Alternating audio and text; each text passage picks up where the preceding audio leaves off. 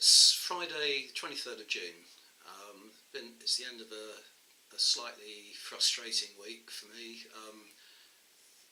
Up until yesterday, the weather, for my taste, was unbearably hot and sticky, and I haven't really felt like doing very much at all.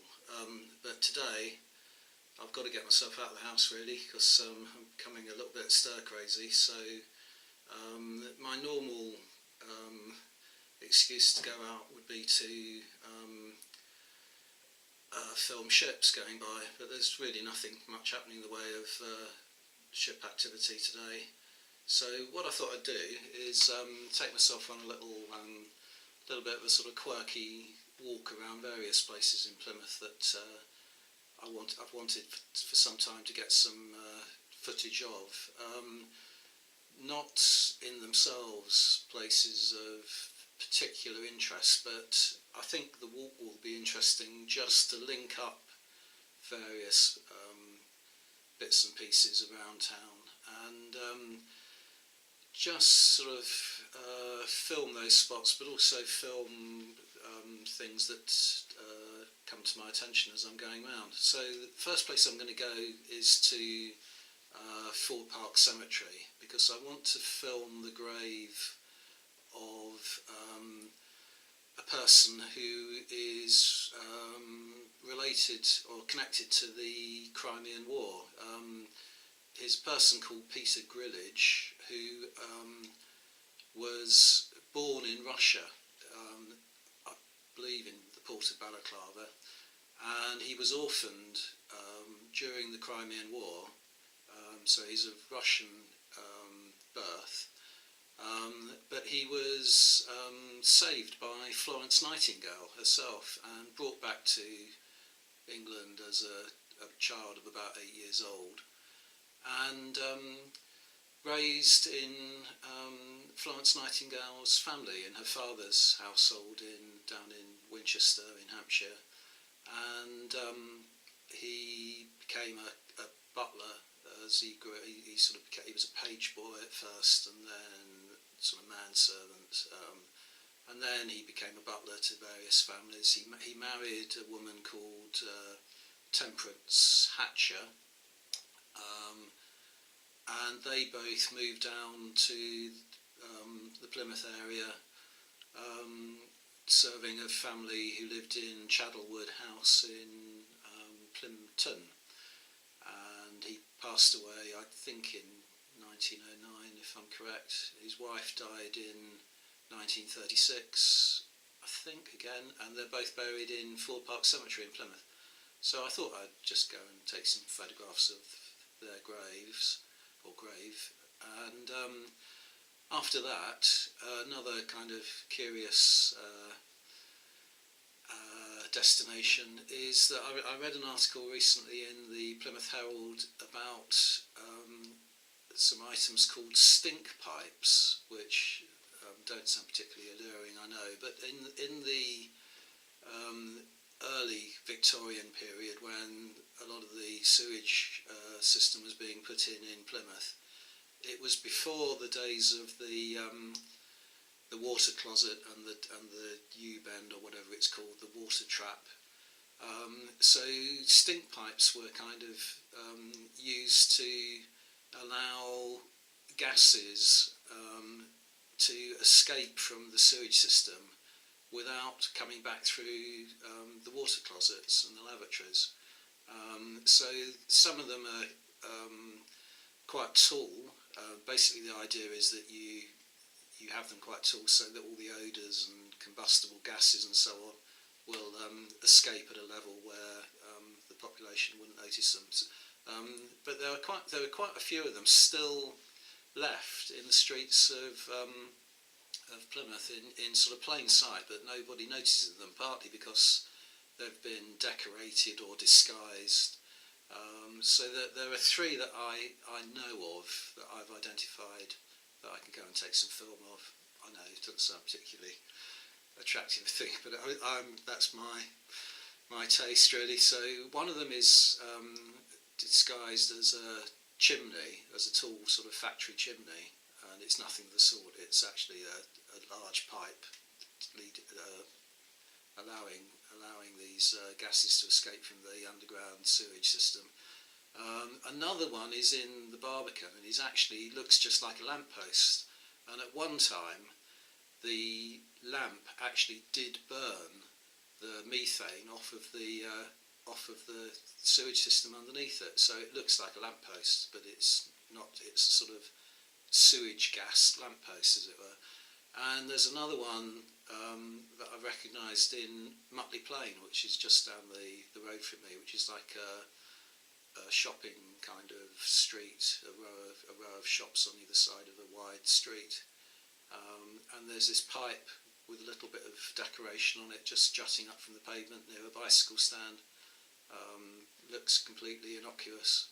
And doesn't seem to be serving a purpose, and that is one of the original stink pipes as well. So that's going to take me on quite a long route around town, but there are plenty of other things that I want to drop in on the way round. Number of things that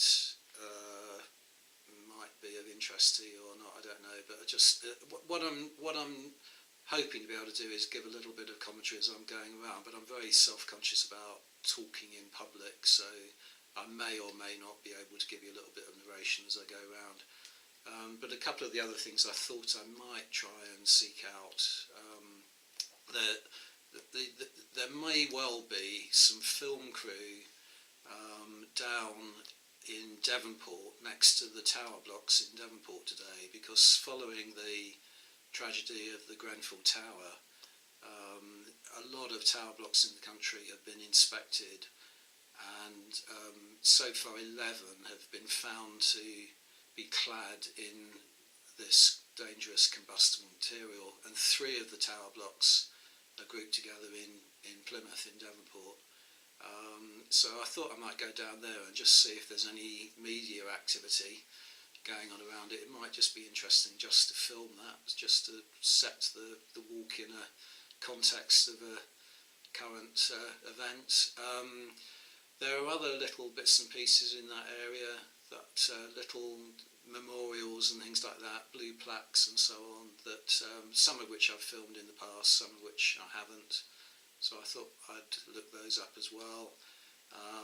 There's a very large piece of graffiti that I was hoping to film during the general election campaign, which is massive vote Labour piece of graffiti.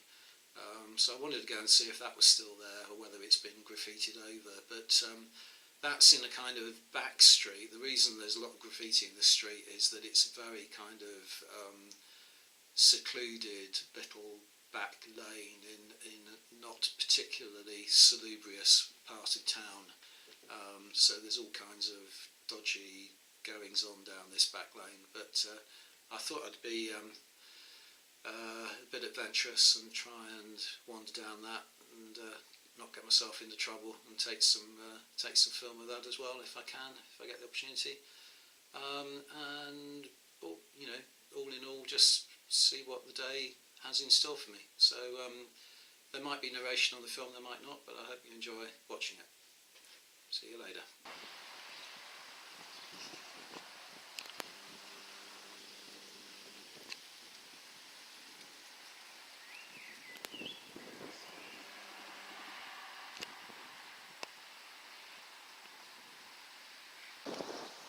Well, this is the back of Old Park Cemetery, and I think there's a rear entrance I'm going to go and look for. I must have walked past it already, but the grave I'm looking for is closer to the rear of the cemetery, so rather than walk right round to the front, I might just go and see if I can find this back lane. Yeah, with only luck, this is a gate here. Yeah, there we go.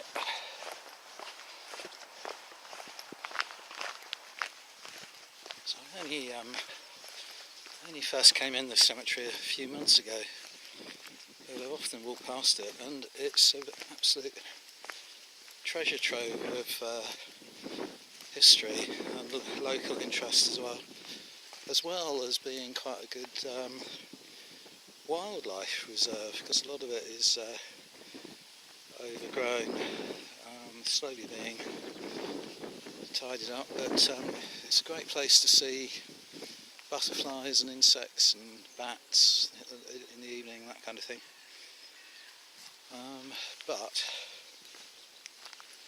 today we're just looking for one specific plot, which I think I have to go down here first of all. Memorised it from a map of the cemetery, but I didn't bring the map with me. But hopefully there'll be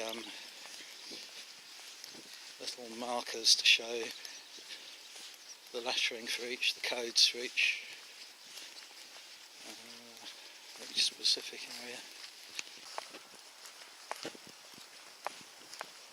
Yeah, I'm lost already, but never mind.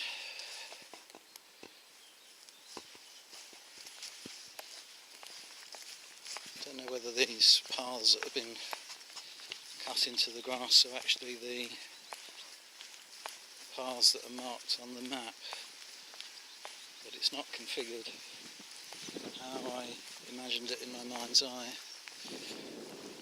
I'll get there.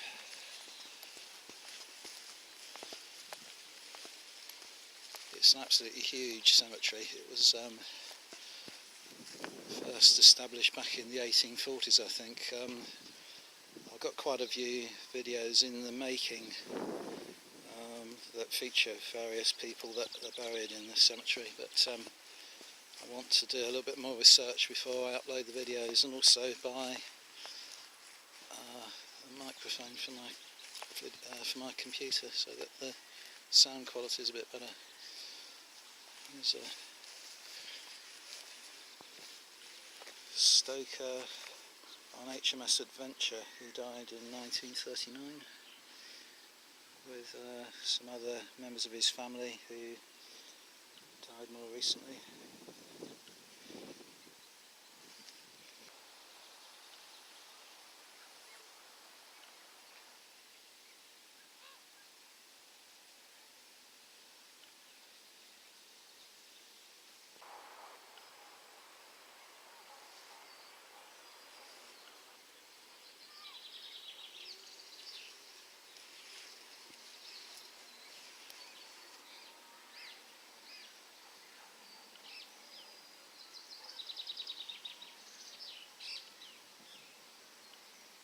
Right, the grave I'm looking for is CR 232.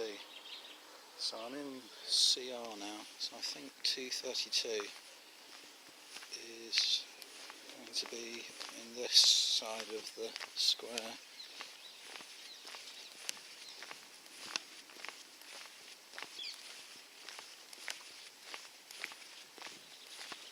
Right, here it is. So this is Peter Grillage's grave, and also that of his wife and their son Herbert, who died in 1934. I believe he had a garage in town.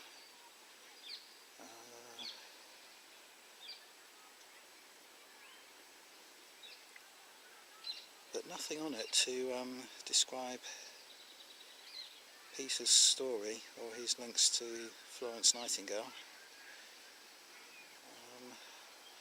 But there we are, born far away in the Crimea and resting in Plymouth in Ford Park Cemetery alongside his wife and son.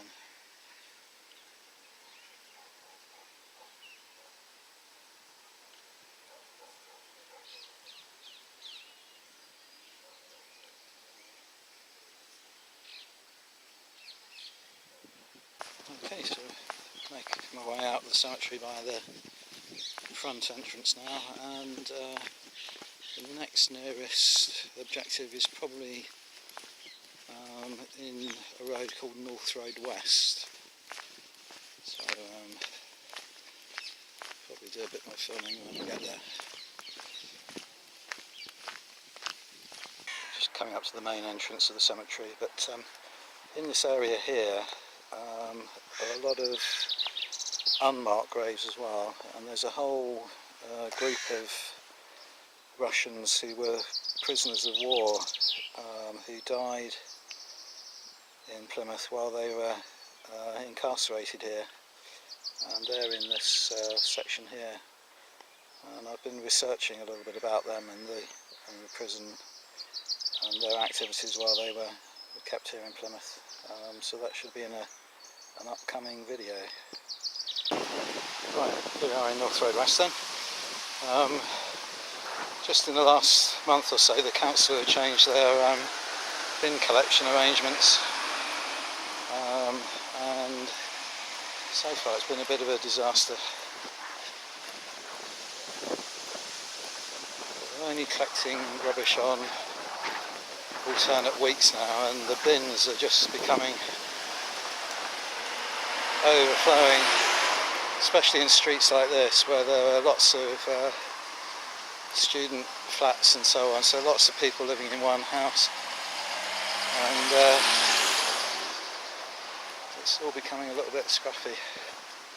Oh well, there it is, you can just see the top of that chimney. So try and get a little bit closer to it. I might have to go into the next road in order to get closer. It's behind these houses.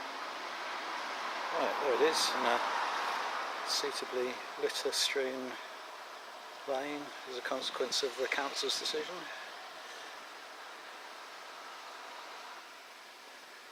Meant to make the city a cleaner and greener city to live in. It's done the opposite. But anyway, there you have the Victorian stink pipe. Right, while I'm in the neighbourhood, this is Stoke Damerel churchyard, and for a long time I was looking for a grave, couldn't find it, and I've only recently found out exactly where it is in here. Well, it's not the grave, it's just the gravestone. And this is the gravestone of a chap called John Boynes, who died from drowning whilst attempting to witness Napoleon Bonaparte, who was kept prisoner on the Bellerophon in Plymouth Sound temporarily while they decided what to do with him. This is before he was exiled finally to St Helena. But John Boynes, there was a huge crowd who used to row out to try and get a glimpse of the Emperor, and sadly John Boynes was a casualty of the crowds and the conditions. There we go. Took me a long time to find out where this particular headstone was. Right, heading over towards Devonport area now, take a closer look at these towers.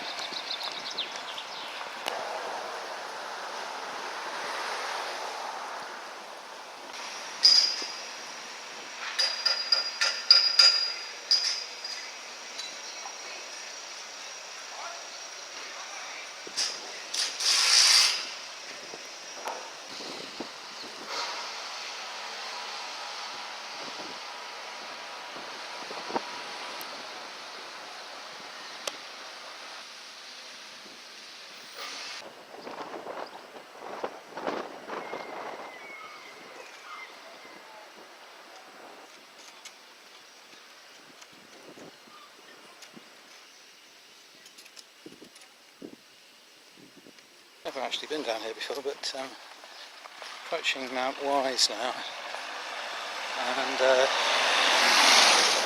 on the right there is the old wall to the dockyard, and where that antenna over there is, that's Mount Wise. I might just go over there because there's a memorial to Scott over there as well.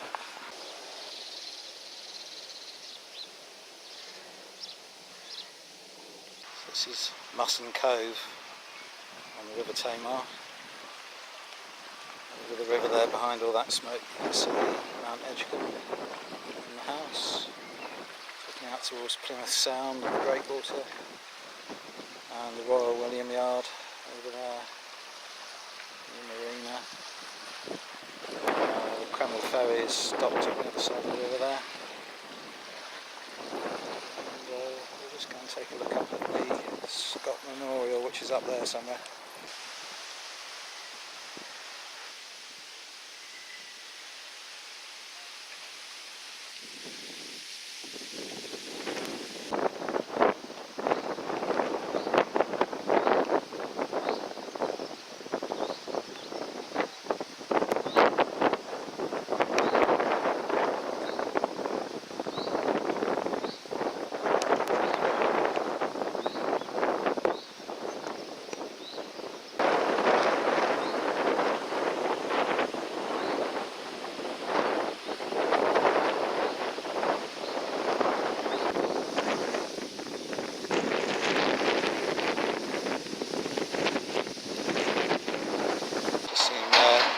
Luke Pollard, our recently elected MP, with one of the Herald's reporters there, Sam Blackledge.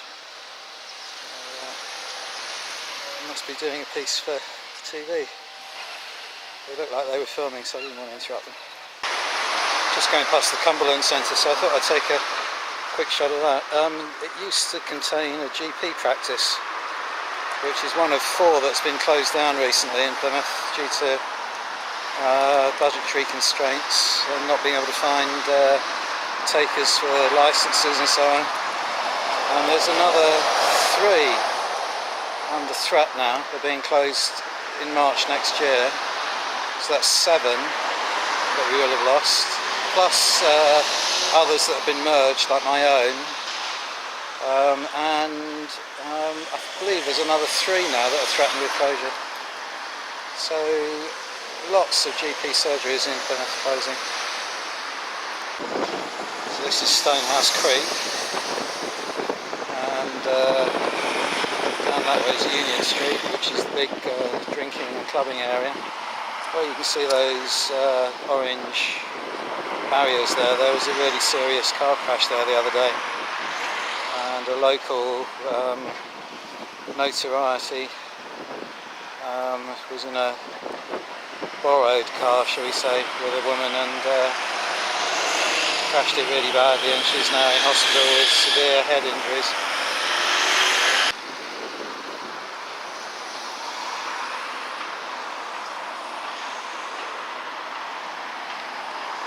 Okay, now we're in a street called Durnford Street, and where that Chinese warehouse is over there used to be a residence which was the GP surgery where Arthur Conan Doyle practiced as a GP when he first qualified as a doctor, and he lived and worked in Plymouth for a while. Further down Durnford Street on the left is Stonehouse Barracks, which is due to be closed soon again as part of the cuts to the defences. And we'll go down there and show you. There's a plaque, a commemorative plaque to Conan Doyle on a step a lot further down, but I'll take some footage down here. So this is Stonehouse Barracks, which is a magnificent set of buildings, but badly in need of renovation really. It's not really a suitable barracks anymore. Apparently they're cold showers and all that kind of thing. But it's a bit sad to see the Marines going from it. Hopefully they'll be accommodated somewhere else in the city, but it's a bit of a worry at the moment. And it's a question of what they're going to use the building for really, because it's such a magnificent complex. It would be a shame to see it all gobbled up by luxury apartments and so on. But there you go, times change.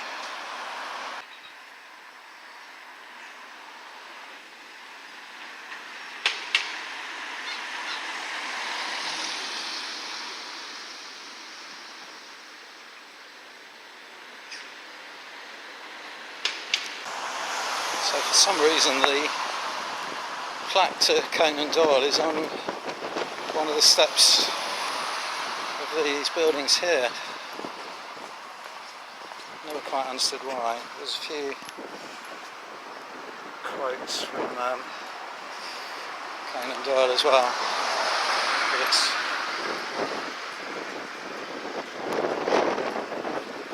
this one here.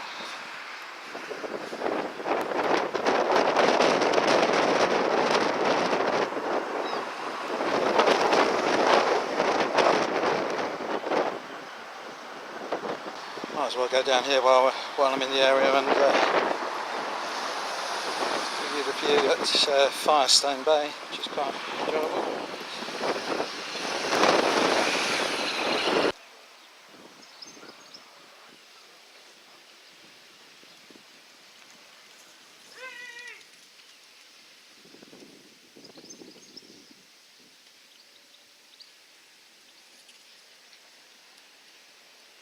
Just come round to the mouth of Mill Bay Docks now. Plymouth Sound there. I've never been up here before, but I'm not sure if this path goes much further, whether I have to turn around and go back the way I came. Might as well take a look while we've got the time. Yeah, looks like it's a dead end, but never mind, satisfied my curiosity as to what's up here.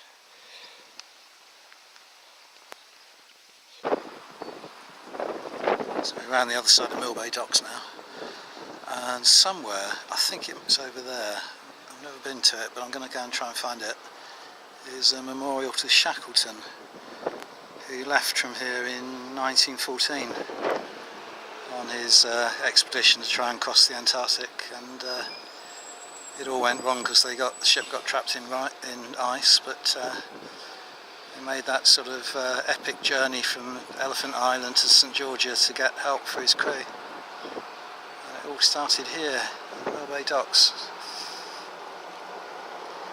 I think this is it. And this rock here.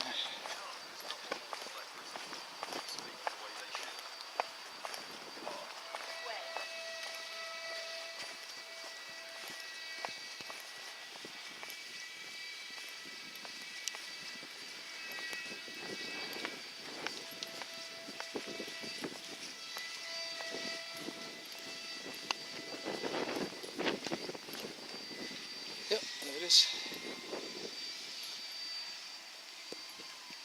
8th of August 1914, Sir Ernest Shackleton, polar explorer, and his ship Endurance sailed from Mill Bay Docks at the start of the Imperial Trans-Antarctic Expedition of 1914 to 17.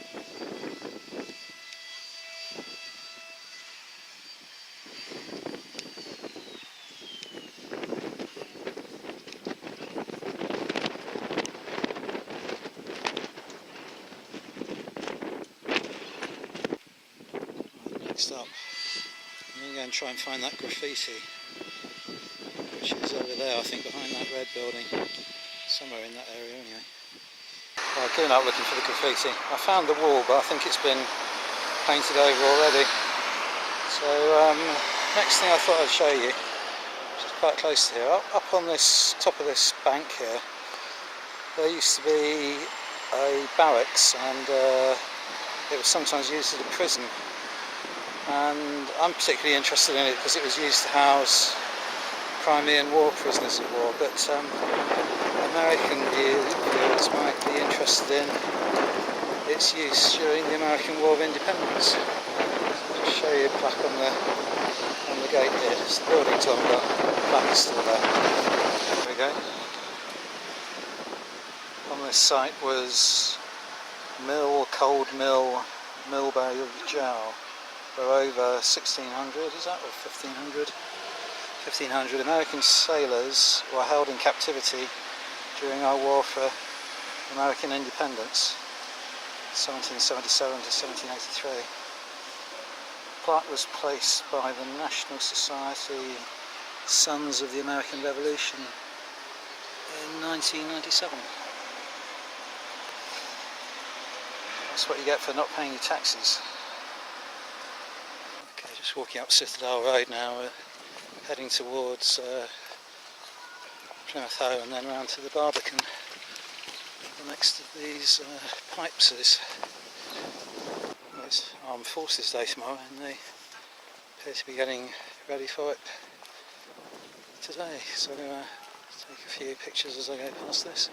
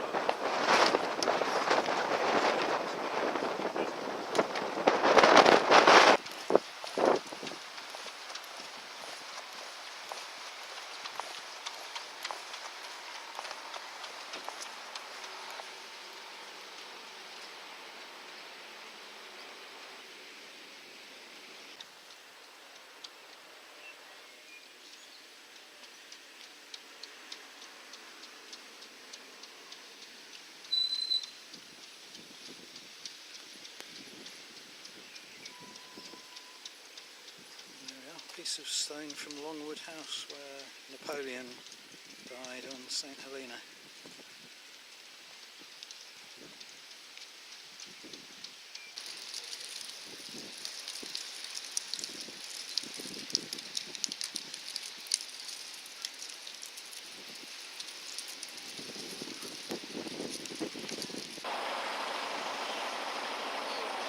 This is the Mayflower Steps.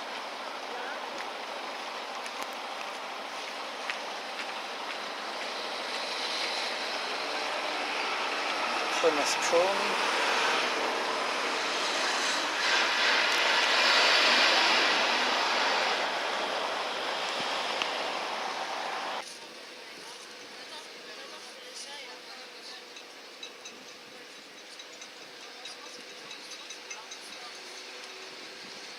Right, there we are. There's the second stink pipe, which looks just like a lamppost. It actually did used to light up with all the foul gases, so I wonder if all these diners realise they're sitting above a huge cesspit.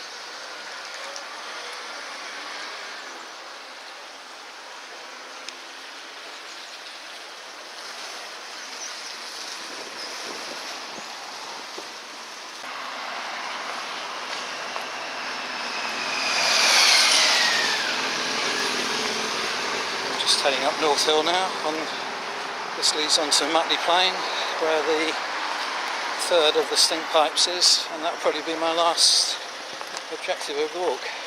This is Mutley Plain.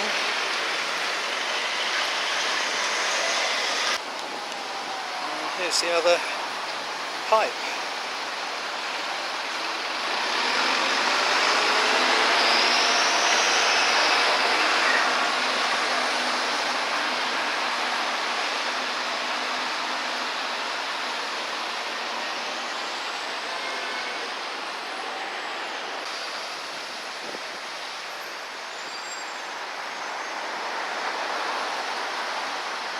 Right, that's it. All done. So mission accomplished, and I'm off home now. They're just up the road there.